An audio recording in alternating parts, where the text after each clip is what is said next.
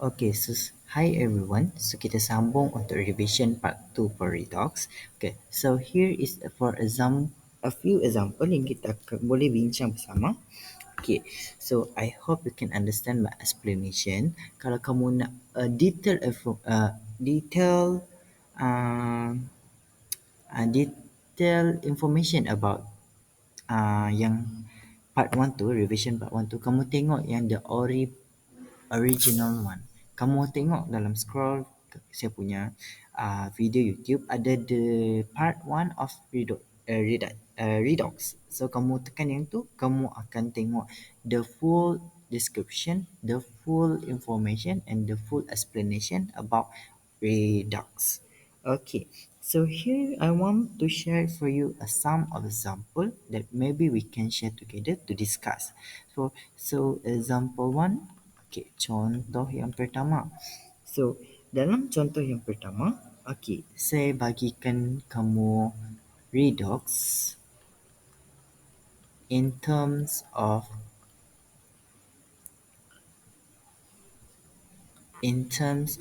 gain and loss odds. Gain and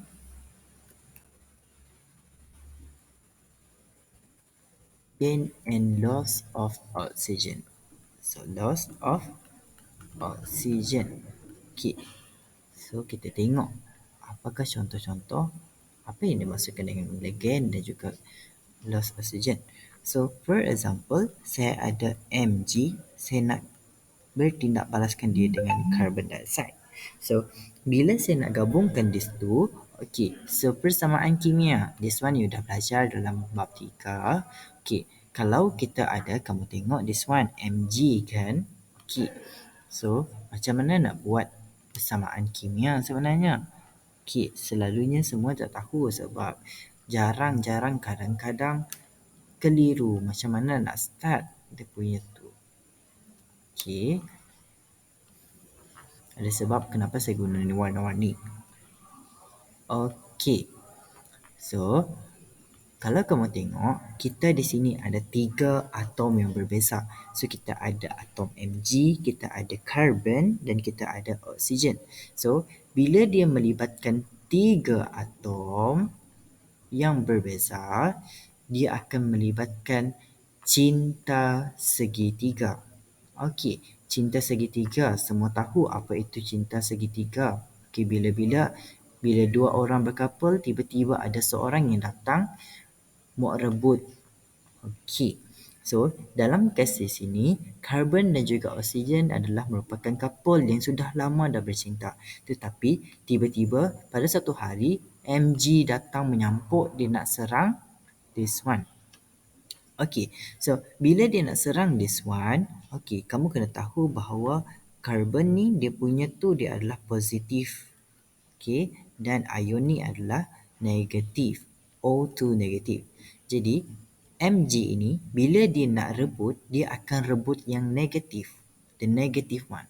Sebab kenapa? Sebab bila Mg dia bertindak balas, dia akan bertindak balas dengan any substance, dia akan jadi positive ion. Which is dia akan jadi Mg2+. Jadi, kalau dia ambil carbon, dia tak boleh. Sebab positif dengan positif, dia tak boleh dia tak boleh bertindak balas. So it will repel to each other. Okay, dia tak attract to each other. So that's why Mg dia akan rebut oxygen. So we rewrite this one. Okay, Mg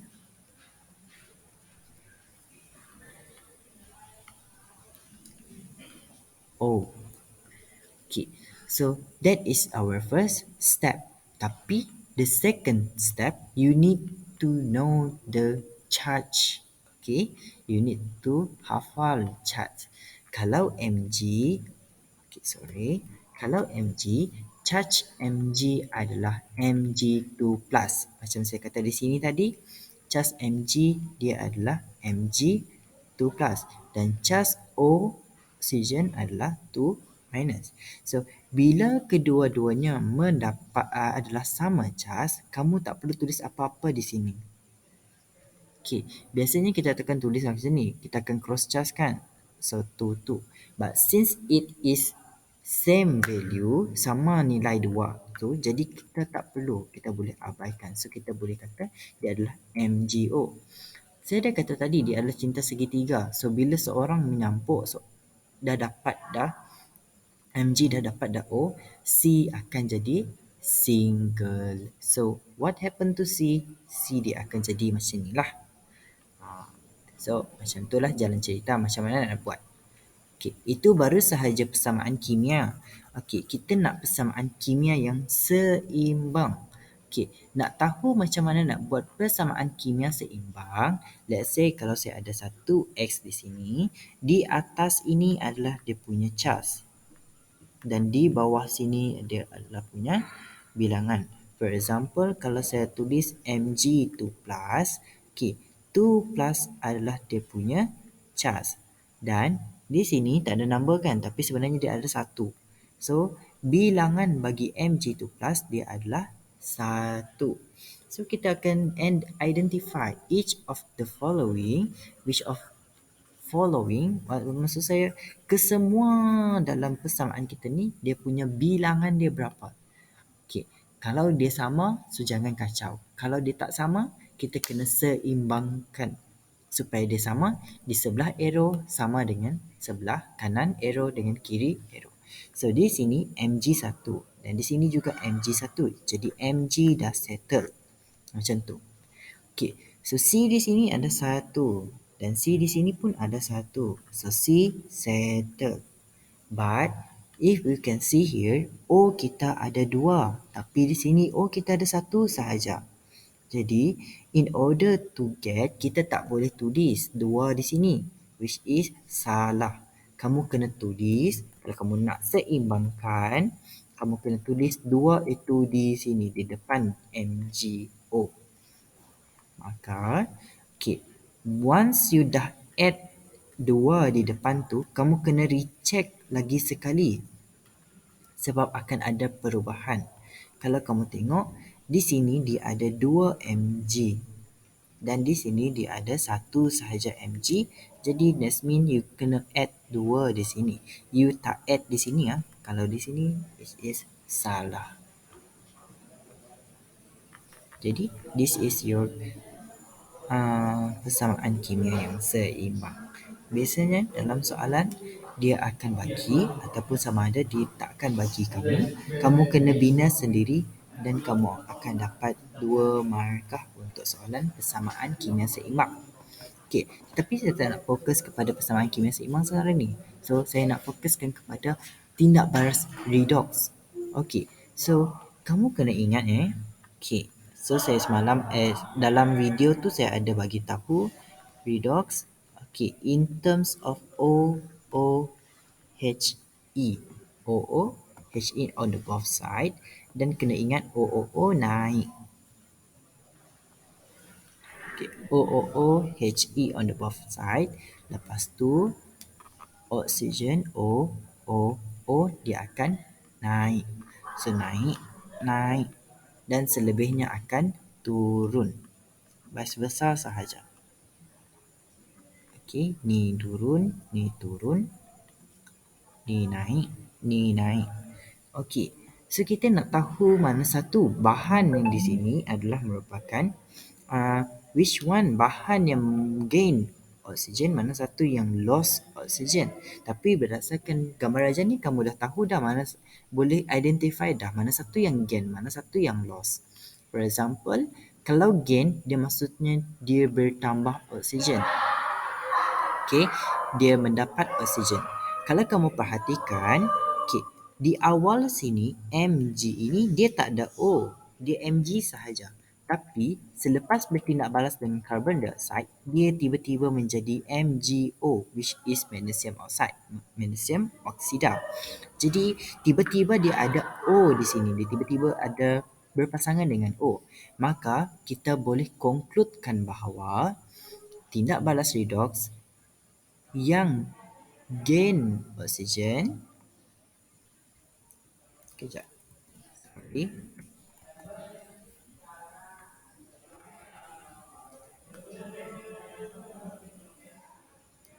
Okey, daripada Mg ini pergi ke Mg2O sebab dia adalah tindak balas disebabkan dia adalah gain oksigen. It is gain oksigen. Kamu rujuk, adakah ia adalah merupakan tindak balas oxidation ataupun tindak balas reduction? Jadi, kamu kena refer. Kalau oksigen dia, this one is oksigen kan? Okay, this one is oxygen, this was it your ON, this one is hydrogen dan ini kamu punya elektron. Kamu kena tengok dia adalah gain oxygen. So mana satu yang gain oxygen? Yang ni loss oxygen, yang ni gain oxygen. So bila dia adalah gain oxygen, maksudnya Mg ini dia mengalami tindak balas oxidation. Okay, dia adalah tindak balas oxidation. Kalau oxidation, okay, agent dia adalah agent reduction. Dah keliru dah ke? Jangan risau. Okay, kalau dia oxygen, agent dia akan red. Terbalik sahaja vice versa. Untuk agent saja Okay, so meanwhile, okay,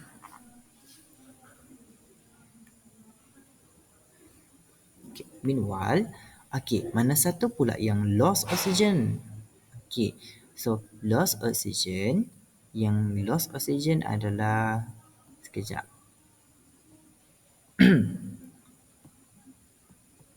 Okay, yang lost oxygen adalah carbon dioxide.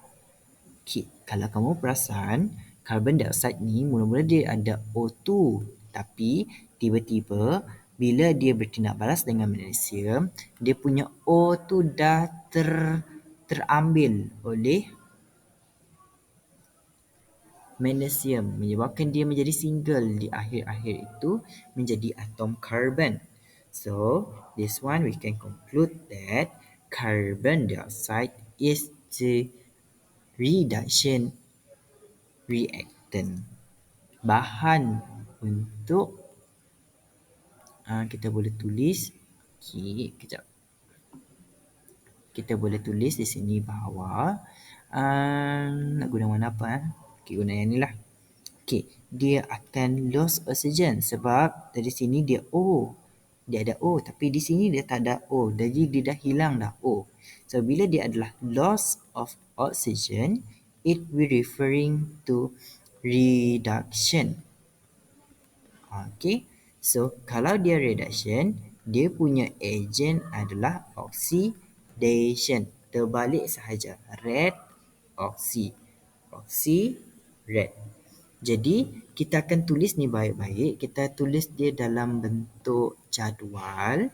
Okay, so kalau tulis dalam bentuk jadual, I need some time. So, kamu tengoklah saya buat jadual ni di sini. Okay. Okay. So, kita buat jadual dengan 3 kolom.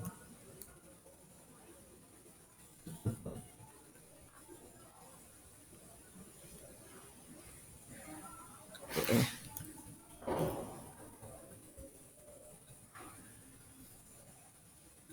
Okay, kita buat kolom dengan 3. Okay.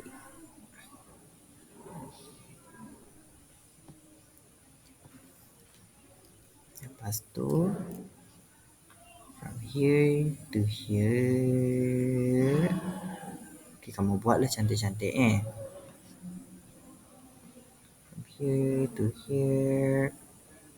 Okay, so kita akan isi kita punya jadual. Okay, the first thing here we will tulis di sini adalah pengoksidaan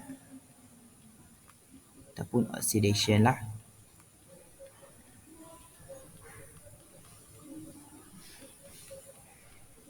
Di sini akan jadi penurunan, which is our reduction.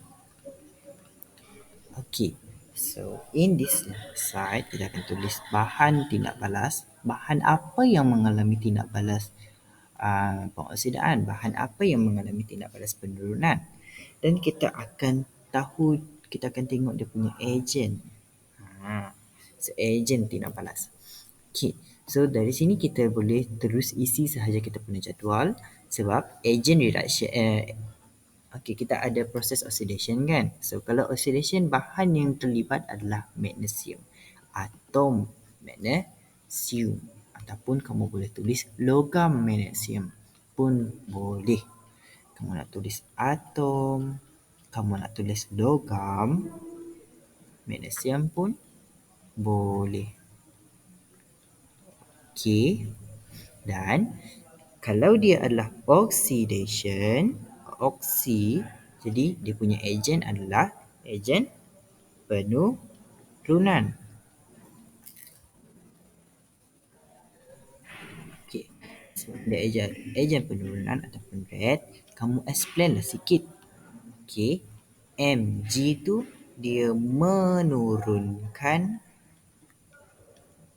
karbon dioksida. Okey.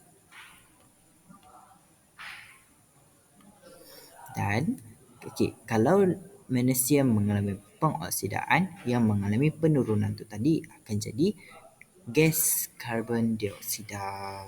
Kamu tak tulis karbon dioksida saja, tapi biar dia cantik sikit lah. Kita tulislah gas karbon dioxide. Okey, kalau dia adalah reduction, dia akan mengalami tindak balas pengoksidaan.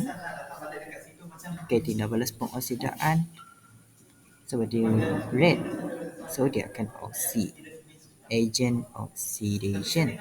Jadi kamu buatlah explanation sikit di sini bahawa oxidation mengoksidakan Mg. So simple, very simple explanation. Okay, so itu adalah contoh pertama yang kita boleh bincangkan hari ini. So terima kasih. So we will see on the next video untuk contoh yang kedua.